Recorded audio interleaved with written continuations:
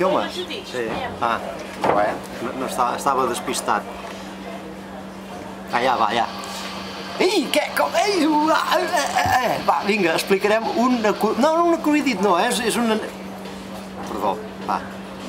Explicarem una anècdota que va passar en el prestigiós exèrcit de Vidrà. Vidrà, com tots sabeu, té un exèrcit prestigiós, reconegut arreu del món. Quan van tornar de missió humanitària de l'Afganistan, el president de Vidrà, per homenatjar els seus soldats, els hi va dir: aprofitant que aquí a Vidrà som tots molt grossos, el president de Vidrà, no sé si el coneixeu, però té un barba així, és valent. Doncs va dir, aprofitant que tots els soldats són molt grossos, donaré €1 per cada part del vostre cos que vosaltres vulgueu triar, la mesura que faci. Podeu triar la part que vulgueu. Acaba d'arribar la nena en aquests moments i m'ha tallat el rotllo.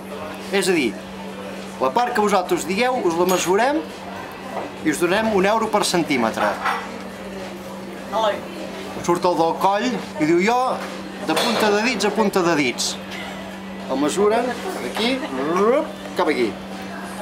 €1,50 m. Trinco, €150.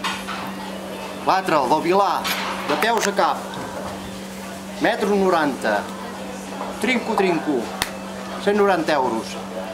Hi havia l'hereu de Can Planes, que és més aviat menut. Ostres, ja sé. Arriben allà amb ell, diu tu, jo vull de la punta del nap als testicles. I tots, caram, l'hereu de Can Planes, caram, com que sempre es fa el xulo, van pensar potser sí. Sí, agafen el metro, es baixa els pantalons, agafen el metro, de la punta del nap, van tirant, cony, no troben els testicles enlloc. Diu, tu, on tens els testicles? Diu, em van quedar allà a l'Afganistan amb una bomba. Digue-li tonto amb l'hereu de Can Planes.